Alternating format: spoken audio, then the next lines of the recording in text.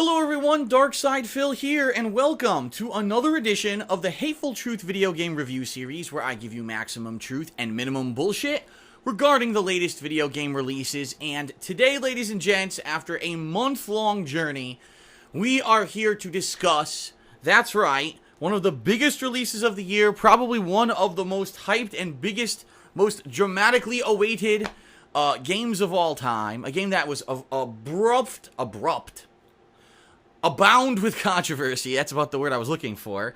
For various reasons with the game publisher and developer Konami, with the fact that Hideo Kojima, who's known for developing this game and the entire game series for so many years, is now leaving Konami and basically getting the boot, and that they're mistreating the employees and laying them all off after the release of this game. And all that behind-the-scenes stuff culminates in the release of Metal Gear Solid 5: The Phantom Pain, which I played on the PlayStation 4.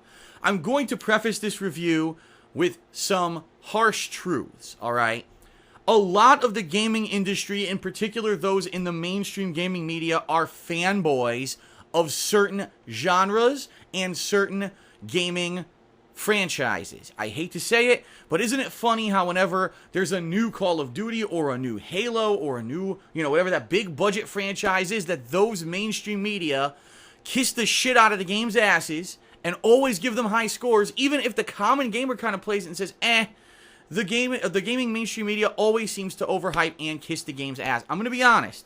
Metal Gear Solid 5 is one of these games that you can tell the people who reviewed this game in the mainstream media are either fanboys or incredibly biased or literally just kissing the game's ass to build up hype for hype's sake in the year of 2015. And I hate to say that because I played this game from start to finish with expectations, but not sky-high expectations, because I'm not a fanboy of the Metal Gear Solid 5 series. Now, I'm certainly not an apologist for the series, and I'm certainly not one of the people who loves the series so much that I need to play every single mission and get an S rank on it, but I've enjoyed the Metal Gear Solid series over the years, even though I'm probably one of the worst players of that franchise. That doesn't mean that I can't appreciate it, that I can't enjoy the story and the elaboration and the gameplay that Kojima and the hard work that he puts into his games, and the fact that I can appreciate it, alright? That I can actually look and say, even though I'm not great at this franchise, I like it and it's a good franchise. Metal Gear Solid 4, I was very critical of. I said it was more of a movie than a game, and quite honestly it was. There were so many cutscenes. That game probably still ranks as the game with the most cutscenes ever in a game. And even though the gameplay that was there was superb, there wasn't enough of it. Metal Gear Solid 5 seems to go flip mode on that formula, meaning the game is insanely packed with very improved gameplay from the previous Metal Gear Solid games.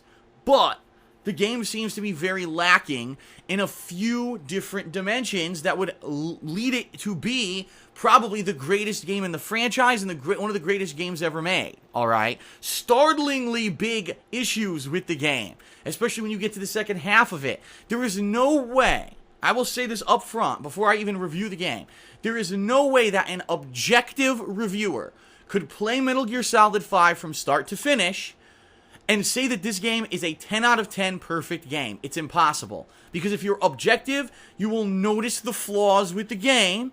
You will objectively observe them and say, well, there's all these flaws, therefore the game can't be a perfect 10. And I hate to say it, I'm tired of it, so I'm calling bullshit with the mainstream gaming media right fucking now, and with anyone else on YouTube or Twitch or whoever the fuck wants to say that Metal Gear Solid 5 is a perfect game. How do you ignore the flaws? Is my question. I'm not saying you can't say it's a great game. I'll actually, before I even review it, say I agree with you. I think Metal Gear Solid 5: The Phantom Pain is an outstanding game. I think it's undoubtedly one of the best games of the year. It's one of the best games of the entire franchise of Metal Gear Solid, and I had a lot of fun playing the game over the course of the month, but I'm not going to lie or kiss this game's fucking ass because I'm not a fanboy, and I refuse to see through fanboy goggles and ignore all the flaws and say it's a 10, okay? So let's talk turkey, alright?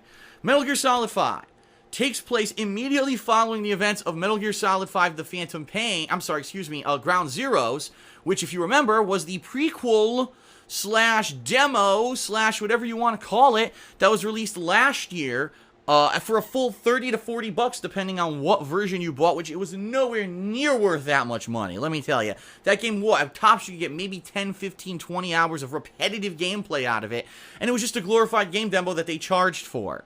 Which leads me to ask why, in 2015, they released a $60 game that seems like it's incomplete. If they had time, all this extra time, right, to work on these Ground Zeroes and release it as a separate gameplay, demo, prequel, whatever you want to call it. And it's almost necessary that you play it because the story of that gets infused into Metal Gear Solid 5 The Phantom Pain. And if you didn't play Ground Zeroes, you won't even understand the intro cutscenes of this game. Why does this game feel incomplete? And we're going to talk a little bit more about that. The game starts off with you in the hospital. You were Big Boss. You were on a helicopter that exploded at the end of Ground Zeroes, and you're in a hospital. All of a sudden, an assassin shows up to kill you. You have a mysterious defender who's trying to get you out of the hospital because you can barely move. Your arm's been blown off, so you have this, like, prosthetic arm. And so you're trying to get out of the hospital. All of a sudden, these crazy things start to happen. This psychic guy that mysteriously looks kind of like Psycho Mantis, and I don't mean that as a spoiler, I mean he's a dead fucking ringer for Psycho Mantis, shows up with this flaming guy who's blowing shit up. All of a sudden, other troops show up. All hell breaks loose. Eventually, after one of the most insane and over-the-top intro sequences ever, which I expect from Hideo Kojima, you're now taken to your new base of operations called Mother Base, and your job is to recruit people to your cause while you're rescuing critical points. And of course, Kazuhiro Miller is in the game. He was one of the main characters of Ground Zeroes as well as Metal Gear Solid. He was in Metal Gear Solid 3. He was a part of Metal Gear Solid Peace Walker. So he's in this game because it's around that time period in the 1980s. Ocelot shows up, voiced by Troy Baker, and he's got a ton of input in this game as well. And so once you rescue Kazuhiro Miller, that's it. Your job is to recruit and to build up your mother base. And this is where the game finally kind of begins. After almost 2 hours of an interim, you get to delve into the world of Metal Gear Solid 5. What has been improved since the previous Metal Gear Solid games? Number one, oh my god, open world, amazing graphics. Like, if you want to talk about a step up from the previous games, where every time you played in those games, it felt like you were kind of in a fishbowl. You know, you were in this, like, really linear path where you had to go and sneak by certain troops and to get to point A to point B. And every once in a while, there'd be alternate ways to do it, but it was kind of, like, very not open. You know what I mean? This game is like you could do a ton of missions from the get-go that are all different missions in this open world setting, or you could just wander around and do stuff on your own. Your goal is a few things. Number one, to complete main missions, which are usually story-based missions, which could be many different things. Maybe extraction of someone who was kidnapped like a prisoner. Maybe it's just simply sneaking in and getting intel. Maybe it's killing a certain person. Maybe it's blowing something up. They could be various different missions. Side quests, which basically are kind of more watered-down versions of the main missions. A lot of the objectives will be kind of similar. And yes, those side missions can get pretty damned repetitive. And I'll be honest, in the early game of Metal Gear Solid 5, you'll be kind of scratching your head saying, well, the story's really taking a long effing time to develop. The first 10 hours of Metal Gear Solid 5, once you get to Mother Base, are kind of boring and tedious. And I almost, that first week that I was playing it, said, I don't get this game. It seems like it's really repetitive content. You're, wow, open world, but you're still sneaking like the other games. Yes, there's vastly improved gadgets and things that you can use. And yes, the CQC and the tackling of people and interrogating, all good stuff. You can even kidnap people, and that's actually like 50% of the game is as you're out in the open world, you're kidnapping people with these balloons called Fultons, and you're just stealing everyone. You're kidnapping people who are going to join your cause on Mother Base. You're stealing assets. You're stealing animals. You're stealing every fucking possible thing under the sun that's not nailed down to the floor to put at Mother Base to use as assets. You know, the more people you get on your base, the more things you can research and get better equipment. You can actually send combat troops out on side missions a la Assassin's Creed Brotherhood as like your secret army who you send out on side missions that you never really see, but they can bring back resources and valuable things for your base that allow you to upgrade your base, which in turn allow you to upgrade and unlock more weapons and unlock more things. So it's like you're constantly just grabbing assets to build up your base. You use that to research more things so that you can steal more stuff to build up your base. That's kind of the whole point of Metal Gear Solid 5. And then every few hours of you doing this kind of open world repetitive content, you'll get a cool story mission. The story missions are quite good. And quite honestly, if there were a way to just play the story missions of Metal Gear Solid 5, the game would probably be 8 to 10 hours long, but it would be one hell of a fun ride. The problem is, that they decided to make it a necessary grind to do the repetitive side content of the game in order to unlock the story missions. So what you're going to find is you're going to do, alright, well, if you're a fan of the Metal Gear Solid franchise and you absolutely love the sneaking, you're going to be like a kid in a candy store. Open world, I could sneak, I do all this fun stuff to trick people, I'm throwing a rock over here to distract this guy while I sneak up on this guy, and I'm kidnapping this guy, and we're taking these guys out. You can now use the binoculars once they're upgraded to see like the actual skills of an enemy troop before you maybe kidnap them for your base and see, do I want this troop because he's a high rank in intel and I need my intel skills up. And it's really interesting and interactive and fun, and it really is a different take on the Metal Gear franchise. In fact, I'd say it's more like Metal Gear Solid Peace Walker than like any of the other Metal Gear Solid games in the past. It really seems like they took the Peace Walker formula and they upgraded it to be a huge, big budget AAA console game. And I think some people might actually be taken aback by that and be like, wow, it really is kind of a big departure from the previous Metal Gear Solid games, but in a good way. Like, I think this was the way to go. And the environments are all destructible. My God, the graphics are gorgeous. The game runs at full 60 frames per second the entire time. Crazy amounts of detail on all the character models. The game is absolutely gorgeous, okay? Once you get through the first 10 hours, the game picks up big time. The story starts advancing. You'll get caught up in the story. You'll have tons of fun. And even though, yes, every once in a while you'll have to do some really annoying and maybe repetitive side missions to grind and get better assets. There was this one particular situation where I had to really grind to get a rocket launcher because there was a mission where I had to blow up a tank. And there was another situation in the game where I had to grind to get a more powerful balloon so I could extract a certain thing from a stage. But once you get through the repetitive grind, the story missions are really freaking awesome. And you've got tie-ins to previous Metal Gear games. Like, you've got the father of Otakon is in this game. And you've got surprise appearances, return characters that you never expected would be in this game that kind of show up from time to time. And it really is an awesome experience in that regard, okay? So I will say the first 20 to 30 hours of Metal Gear Solid 5, about half of it is kind of repetitive and boring side content, and half of it is really, holy shit, AAA amazing story-based fun that you would expect from Hideo Kojima. The one thing that seems to be lacking in this game, and I know this is going to sound silly to a lot of people who are fans of the Metal Gear Solid series, there's not a lot of cutscenes.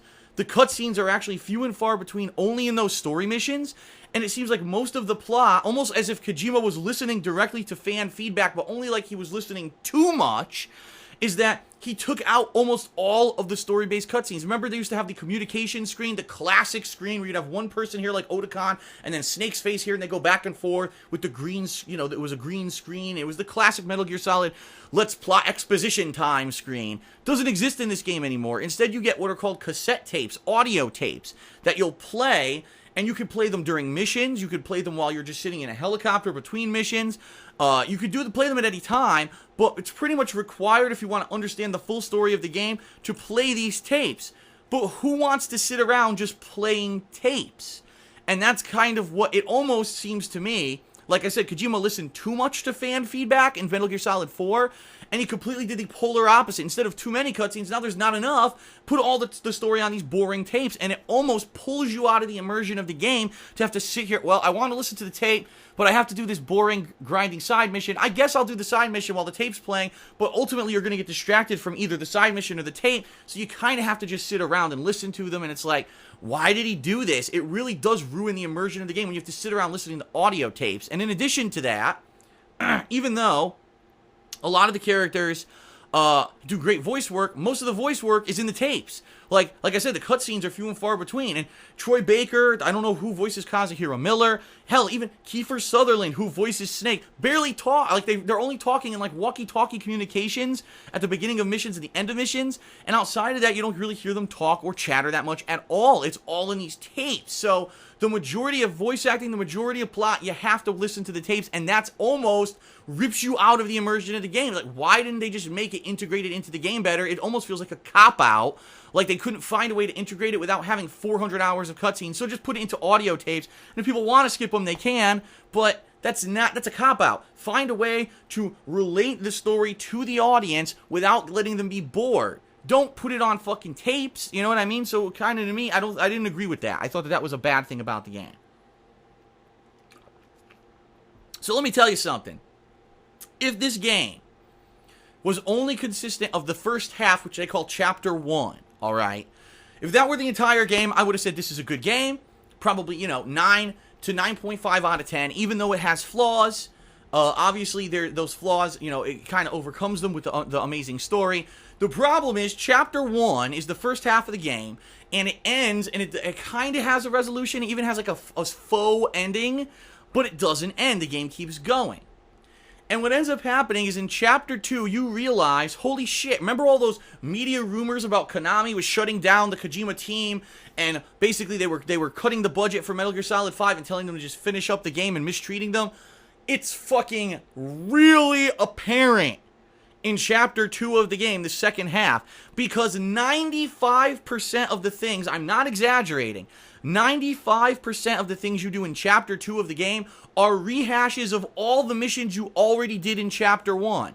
Now, sometimes it'll be like, well, you went to this mansion and you took this guy out of the basement in Chapter 1. In Chapter 2, go to the same mansion, which is the same fucking mission, and get a kid who's on the second floor who got kidnapped.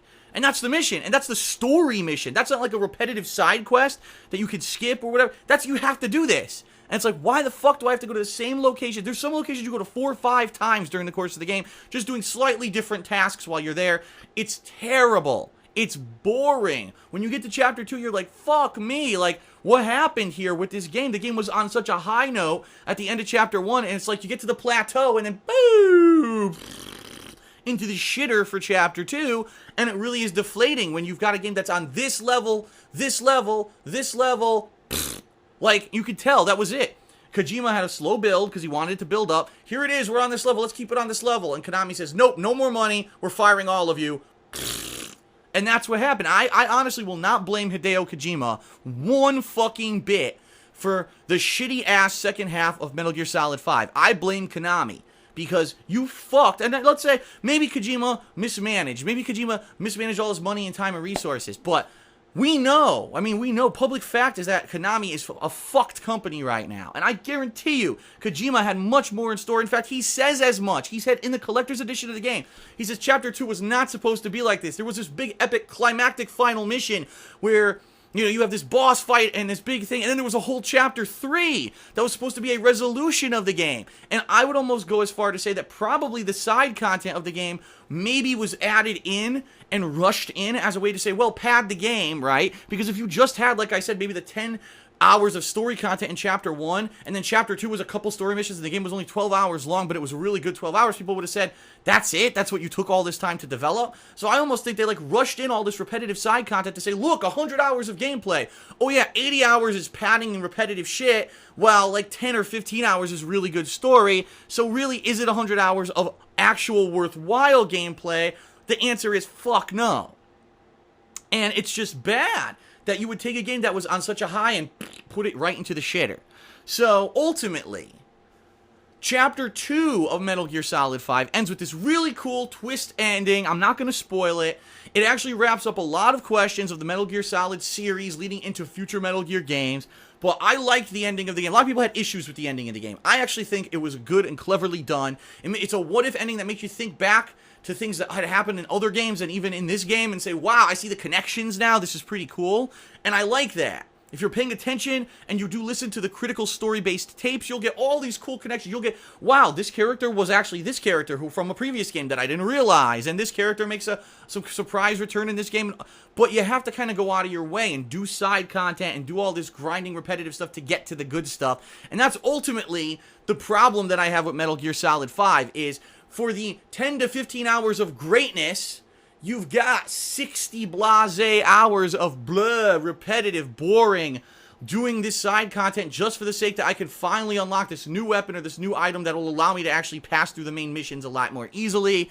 And even though a lot of people, but Phil, the side content's not repetitive because you could do it different ways. You could do run and gun in one stage, and you could do sneaking in another. That's true, but the game only wants you to sneak. The game grades you on 2 things: not being detected, / not killing. That's always what you've been graded on in Metal Gear Solid, and the speed at which you complete the stage. So ultimately what the game wants you to do, go into a stage, play it once. Okay, that was my first chance, beginner's trap. I'll fall for all the booby traps. I don't know what to do, but I'll get the layout of the map. Then I'll replay the stage, and now I know where the shortcuts are. I know the quick way to sneak around everyone, and I'll beat it within 5 minutes to get an S rank. And ultimately, I ended up getting a lot of S ranks in this game. That's another thing about Metal Gear Solid 5. Probably the easiest game in the entire series. I got multiple A and S ranks. And not to say that I wasn't trying. I was trying fucking really hard. And some of the missions that I ended up getting great rankings on and one-shotting, people said they were hard and they failed on multiple times, and they're hardcore fans of the series. Of course, there were easier missions, supposedly, that I sucked on, but people said that they rushed through and got through quickly. I don't know, that's the case with me. I always seem to be like the Mr. Opposite. If something's easy, it's hard. If it's hard, it's easy for me, right? But to me, you know what I mean? Like, no, that's not. It is repetitive and boring because the game wants you to beat it in this sneaky but quick manner. You could just run and gun through the whole game and get terrible fucking rankings, and that's not the point of the game. You know what I mean? You know, it's the point of the game. If you're trying to make a masterpiece of art, is not take a hammer and smash fucking paint pellets on the wall. Oh, I made a piece of art. You know what I mean? No, you're supposed to be intricate and use all these things you unlocked and upgraded and to get all these great rank. That's the point of the series. And yeah, I understand that there's more flexibility in this game than ever before. In fact, the reflex system makes the game so easy compared to the past Metal Gears. A past Metal Gear guy sees you, bring, that's it. Alert, you already lost a ranking because you got an alert in the stage. In this game, bring, oh, reflex, the game slows down in the bullet time. You can now react and usually get a headshot on the guy and he's not alerted anymore. It's only a case if there's like multiple guys around you who all see you that you're going to be fucked and set off an alert. Okay? So the gameplay of Metal Gear Solid 5, way better, in my opinion, than previous Metal Gear Solid franchise entries, alright? Way up here, okay? Way improved. But the story of Metal Gear Solid 5, I'll be honest, it's good when it's there, but there's not enough of it. And it's not as good, in my opinion, as a couple previous Metal Gear Solid games. 2, 3, and 4, I think, all had better stories than 5. And quite honestly, the fact that the second half of the game is a huge grinding letdown, it's just redoing the same fucking missions over and over with the exception of maybe 1 or 2, really sucks. But there's all these great additions too, like buddy system where you can now have assistants come out, whether it's a mech walker or a dog that can see enemies on the map or a sniper who can spot enemies and execute them if you tell her to. Those are cool additions. So it's kind of like a dichotomy. It's like a two-headed beast. One side of the game is amazingly improved and great, and the other side is boring and repetitive and like, what happened here? And it really feels like Metal Gear Solid 5 is 2 games. It really does. Hideo Kojima's game and Konami's rushed piece of shit. And that's what you get flailing about when you buy Metal Gear Solid 5. It's a mixed bag. And that's why I'm telling you, no one on the planet Earth could actually play through this game unless they're a huge fucking fanboy and refuse to acknowledge that the game has flaws. No one could objectively say that Metal Gear Solid 5 is a 10 out of 10. If you ask fucking Hideo Kojima to rate his game, he probably would not say 10 out of 10 because he didn't get to do all the things he wanted to do. There's no big final boss showdown in this game. That's one of my main gripes. Where are the boss fights? There's like 1 or 2 boss fights, if you even want to call them that, in the game. None of the big showdowns from Metal Gear Solid 2, 3, 4, none of that exists in Metal Gear Solid 5. It's more like just repetitive content after repetitive content after repetitive content. Ooh, a fun cutscene. And that's the problem, is that it's unfinished. It's an unfinished masterpiece. You can't give an unfinished game a 10. You cannot. Unless you are a liar, or you're dishonest, or you're a fanboy who's so blinded. And anyone who gave Metal Gear Solid 5 a 10 out of 10, sorry. I think this is a chick, actually. I think this is a girl. Sorry, my camera turned off. But continuing my point, I don't think that the common gamer should trust anyone who gives Metal Gear Solid 5 a rating of 10 out of 10. It's preposterous that an unfinished game that the game developer himself said, yeah, it should have been better, is given a 10 out of 10. Bullshit. Especially in this day and age, you could even argue, well, the game has so much content, 100 hours of content. Yeah, but 65 to 70 hours of that is kind of repetitive and boring and not even necessary to the plot, so I don't give a fuck. I don't care if the game has 700 hours of content. If the majority of the content is not very fun, unless you're a hardcore fanboy of the series, then guess what? It doesn't matter. That's the point I'm trying to make here, alright? We've had many games this year that have been 20 to 30 hours long, where they hooked us and the content stayed on the level. I can tell you right now, Bloodborne, Witcher 3, those were games that were long and drawn out, but the content stayed on a great level the whole time you played the game. It never dumped into the dumpster because of repetitive shit, because the game publisher, Konami, wanted to be a fucking cheapskate son of a bitch and pull the rug out from the game developers' legs. You know what I mean? I don't accept that. So I see real high greatness and real shit repetitive crap when I review Metal Gear Solid 5, and ultimately I have to come to like a consensus here. And I have to think ultimately big picture with the amount of content, with the other games that have come out so far this year, with the fact that I do like the Metal Gear Solid series, and this is the best gameplay of the series, but there's almost no boss fights, and it doesn't have enough story elaboration, and it is one of the weaker stories of the entire Metal Gear Solid franchise. I have to weigh and balance all of this into my review, and I want everyone to understand here something. I'm going to give a number review. No matter what number review I'm about to give this game, understand that I enjoyed the shit out of it, okay? And I enjoyed, even though it was over 3 weeks, and a lot of the viewership fell off because the game was so long and drawn out, I enjoyed playing Metal Gear Solid 5 every fucking day. I did. It's a game that if you are a fan of the series, you are going to love. And I would say most fans are going to say this game is a great game. I'd pretty be hard pressed for anyone to play this game and say, oh, it's no good. I don't think that. I don't think that people would say the game is no good. I just think that people will have these negative criticisms of the game, all right, that maybe make them not love the game. And that's a shame, because this is the magnum opus, right? This is the last entry. This is the one that is supposed to definitively define the whole franchise. And when the majority of the game is only in 2 locations, yes, that's right, the game only has 2 locations, Afghanistan and Africa. That's it. No city-based locations, no urban areas. It's all just a desert and a jungle. And it's a big area, but it's repetitive as shit. You end up doing the same missions over and over, and what the fuck, man? Like, this is the final Metal Gear Solid game for Kojima, and this is what you're given. It is a letdown, and that has to factor into my score, but understand, this is a good game. I am not by far panning the game, punishing the game, and I'm certainly not criticizing Mr. Kojima. I think, for what the effort he put into this game, that this game should be applauded. It should be praised. It's a shame that the Fallout bullshit happened between Kojima and Konami behind the scenes and made it basically an unfinished game. If this game had actually been completed, all right, and had the stuff that Kojima was hinting at, less repetitive side content, but more epic boss fights, more of an elaborated story, a third act that really fleshes out the ending, this could have been one of the greatest games, if not the greatest game of the modern era. But all that was fucking washed away by Konami's bullshit. And that's the big, utter shame about Metal Gear Solid 5: The Phantom Pain. I really like the game. It's a must-play if you're a fan of the franchise, obviously. I still say it's a must-play even if you're not a fan of the franchise, just to see what all the hubbub is about, and there is a ton of content. If you get into the sneaking gameplay, you're gonna get your bang for your buck for your game. If you can put up with the fact and stomach the fact that a lot of the missions are in the same areas. Some of the best graphics I've ever seen, you know what I mean? For the points, the story points that are great, amazing game, but too repetitive, only 2 locations, no big boss fights, completely drops off in the second half of the game with repetitive nonsense. Like, I could give you a laundry list of negatives. How could I say the game's perfect? It's not. But it's still great, and with all the negatives that I observed out of this game, I'm still gonna tell you, the game's a must-play for most gamers.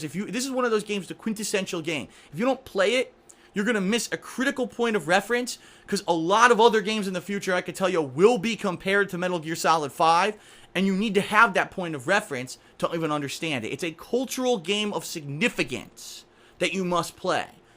I am going to rate Metal Gear Solid 5, The Phantom Pain, all things considered, an 8.75 out of 10. And here we go, robble. I'm sure there'll be people that said I scored it too high, and I scored it too low. Some people will say I'm way too lenient. I enjoyed the game that much that I think that it's almost great. It's like right there on the precipice of being wow.